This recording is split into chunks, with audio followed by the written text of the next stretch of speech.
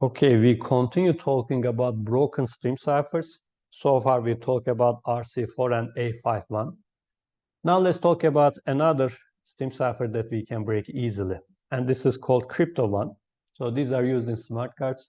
So let's first talk about Mifare Classic 1K smart cards. So these were produced by NXP Semiconductors, which are the leading company in this area, and used in contactless smart cards and proximity cards.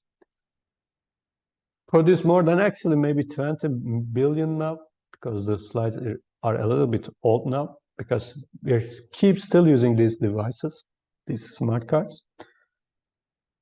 But we know that it was produced more than 10 million smart card chips and 150 million reader modules.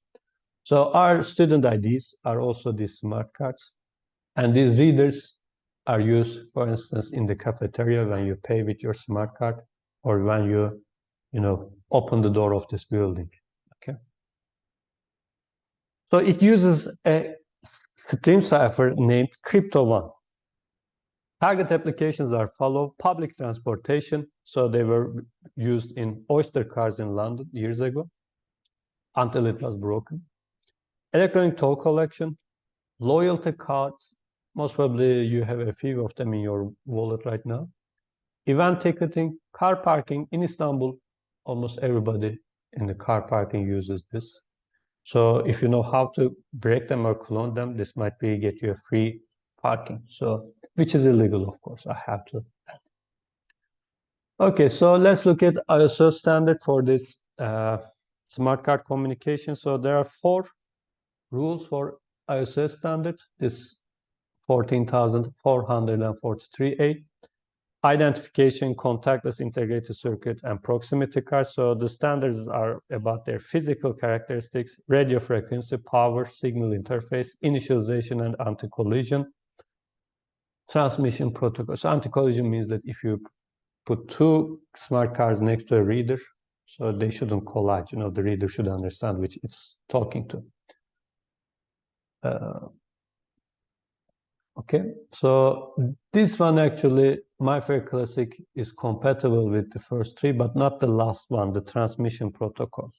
Because the initial version of Mifare Classic cards, sends the cipher text, but also sends the parity of the bytes of the plain text from a different channel, which is not, compatible with this ISO standard. Okay, so let me show you an example. There's a nice Android application called NFC tools. So if you're using iPhone, I'm sorry, you cannot use your NFC device for that. But if you have an NFC compatible Android phone, you can install this software. And when you bring close smart cards to the back of your mobile phone, it will tell you the specifications of that card. For instance, here it tells us this is Mifare Classic 1K. As you can see, it says not supported, this ISO standard. The serial number, unique to every card, but it is not a secret. As you can see, I can read the serial number instantly because actually the card should tell its serial number. And it says that it has 1 kilobytes of memory. This is why we call it Mifare Classic 1K. If you have 4K version, it will be Mifare Classic 4K. So this memory actually divided into 16 sectors. And in every sector, you have 2 secret keys. So actually, in order to clone a card, you have to capture all of those secret keys, okay? But most of the time, only one of them is used. For instance, although it has 16 sectors, this is just for, for instance, first sector key might be used to open the building door. The second one might be to open a different door in the building and so on. So, it allows you to give different privileges to people and so on. So it works like this. This is a stream cipher. As you can see, there are 48 bits LFSR here. So you get the input here and, feed the result here and so on. So LFSR works like here, but the output is produced from here. So some of the bits of this register actually fed into some functions called FA, FB, and FC. But these FA, FB, and FC are not that complicated functions. As you can see, they take 4 or 5 bit input, and it consists of just logical operations like XOR, OR, AND, etc. So, and the good thing is that this is actually reverse engineered. Somebody cut the card and looked at it with a microscope and tried to understand which line goes where. So this is a result of a very nice reverse engineering. So the authentication protocol likes this. So when you pay for your meal at the cafeteria, this is what happens. So the tag is the smart card, your student ID. The reader is the reader there where you pay for your meal. So once you bring your tag to the reader, don't forget that these smart cards do not have a battery on them. So they're operated by the energy they receive from the reader. So this is why they're lightweight, okay? So once they get the energy, they actually send their U, which is actually the serial number, as I mentioned, unique ID, and randomly generates a nonce, NT, so you can think about nonce of the tag, and sends it to the reader, okay? So this means that you should have a random number generator on the card, as you can see, which is not an easy task, right? So the reader does the following. Since the tag is produced by our university, for instance, our student IDs, the computer center puts secret keys in this tag, and they also store it on the database. This is why when you put it here, the reader knows your secret keys, okay?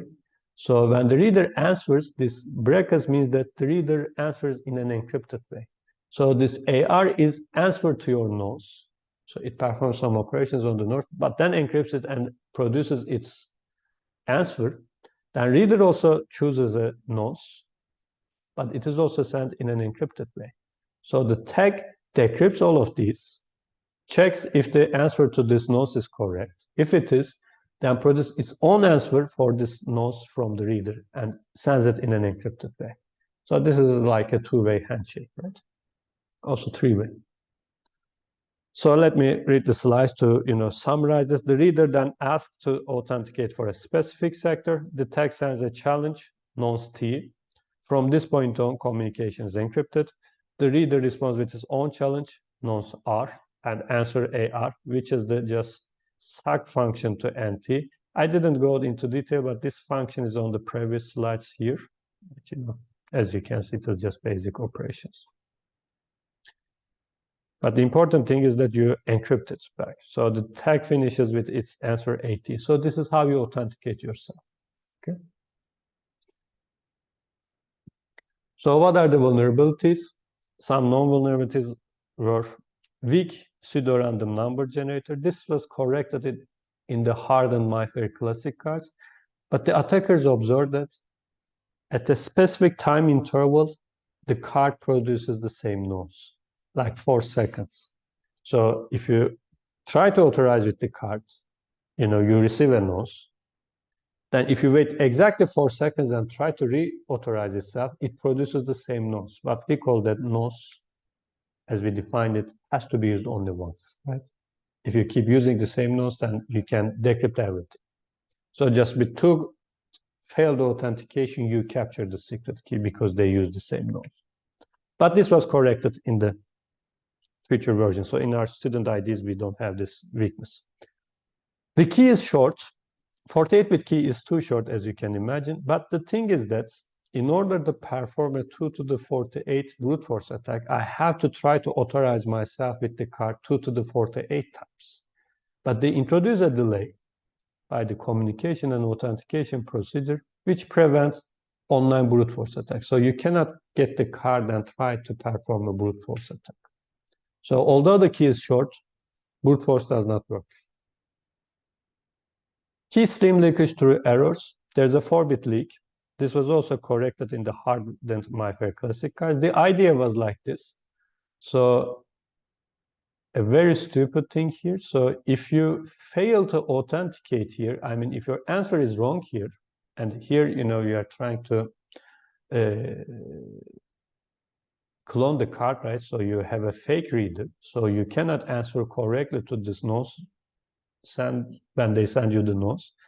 But if your answer is wrong, but if you send the parity bits correctly, and this can happen with a probability 1/256, so you try to authenticate with the card 256 times, and in one of them you send correct parity bits, then in that scenario, tag sends you an error message, a 4-bit error message, but the message is fixed, but the tag sends it in an encrypted way.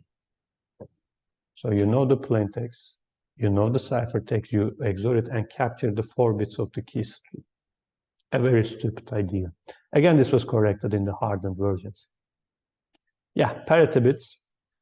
Parity or plain text bytes are transmitted during communication, which is probably to avoid communication errors, but allows us to cryptanalyze the system. Nested authentication, this is also important.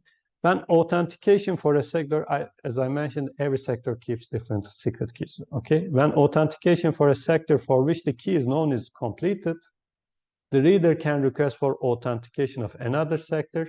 This time, tag sends the encrypted NT. This means that if you know the secret key for a sector, then you try to authenticate yourself like this in a different sector, but NT is sent in an encrypted way. Okay, this way you can perform an attack and capture the secret key of that sector. So you might ask, how can I know a secret key of a sector, right? But the thing is that there are default keys, and even in the manual it says that at the 16th sector use this default key, so that something bad happens, the IT guy can recover the forgotten keys. So most of the time, almost in every card, they use a default key, so you know the secret key there, and then perform a nested authentication attack and capture the other keys. So let me mention some of the attacks in the literature. So there are very nice online attacks. Online means you physically get the card, okay? Then work on it. So these are side channel attacks. For instance, you get 2 traces. In the past, as I mentioned, there was a weakness in the random number generator with just 2 in a side channel attack, when you get 2 data, it will be enough to, clone the card. So it is very fast. So this means that, in this scenario, the random number generator is weak. There are some other attacks, but in the hardened version, the final version, my attack is a side channel attack where you get 10,000 traces. This takes like 6 to 12 minutes. You get some data, and you get rid of the card and use your computer just for 5 to 10 minutes and, get the secret key. So, of course, although never published, I know that these attacks are, improved, and these numbers can be reduced to like 3 to 4 minutes and so on. But these are online attacks. You have to physically get the card, do the attack, like using a Proxmark or something, then give the card back. But there's also offline attacks. These are very fantastic.